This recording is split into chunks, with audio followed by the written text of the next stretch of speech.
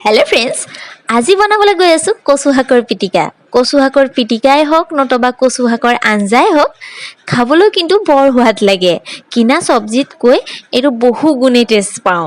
তেন্তে কচু শাকৰ পিটিকানো মই কেনেকৈ বনালো বলকচোন চাই লম ভিডিঅ'ৰ থ্ৰুদি কচু শাকৰ পিটিকা বনাবলৈ প্ৰথমে মোক লাগিব কেঁচা জলকীয়া লগতে নহৰু কেইফুটামান আৰু এটা মিডিয়াম সাইজৰ বিলাহী লৈ লৈছো লগতে ইয়াতে কচু শাক লৈ লৈছো ভালকে সাফা কৰি ধুই ললো এতিয়া কচু শাকখিনি আপোনালোকে গুটা গুটাকেও দিব পাৰে নকটাকে মই কিন্তু ইয়াতে কাটি লৈছোগে সময়ৰ বচত মানে গেছও অলপ হলেও বাচিব নহয় তাৰ পিছতে এয়া জলকীয়া আৰু নহৰু কাটি লম আপোনালোকে ইচ্ছা কৰিলে খুন্দুনাতে খুন্দিও দিব পাৰে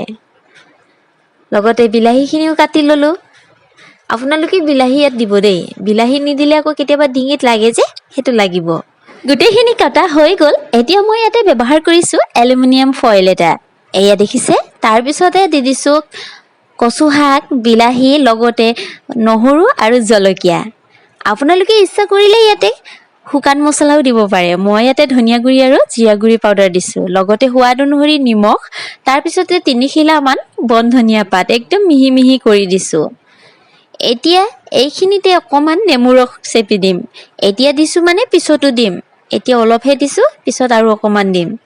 এইখিনি দিয়াৰ পিছতে এতিয়া আমি ধুনীয়াকে ইয়াৰ পেকেজ কৰিব লাগে মানে বান্ধিব লাগে আৰু फ्रेंड्स আপোনালোকে ভাবি আছে চাগে এলুমিনিয়াম ফয়েলটো ৰিইউজ কৰিছে নেকি বুলি নিশ্চয় নহয় একচুয়ালি এলুমিনিয়াম ফয়েলটো মই কেচিৰে কাটি ডাইনিংখনতে থৈছিলো আমাৰ হৰচিটি আকৌ আহি মেলি একদম হাতেৰে লগালগ বলৰ নিচিনা আকাৰ কৰিলে তাৰ পিছতে এইখিনি আকৌ মই ধুনীয়াকে খুলি মেলি আকৌ ইউজ কৰিছো হেতুটো ৰিইউজ নহব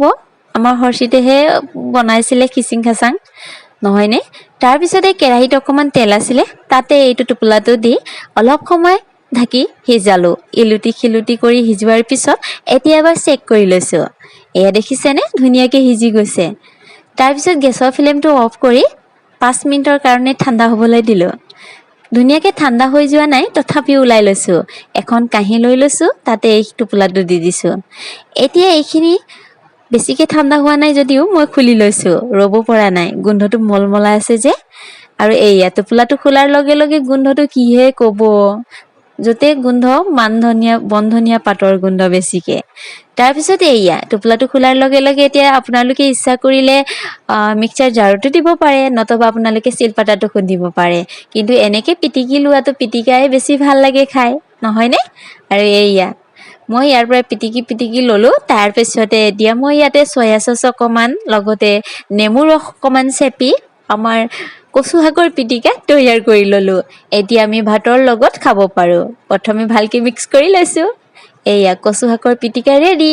তো फ्रेंड्स আপোনালোকে বাৰু কচু শাকৰ পিটিকা খাই ভাল পায়নে মই কিন্তু কচু শাকৰ পিটিকা আগে খোৱা নাছিলো এবাৰ প্ৰথম খালো বহুত টেষ্ট পালো সঁচাকে কৈছো বহুত ভাল লাগে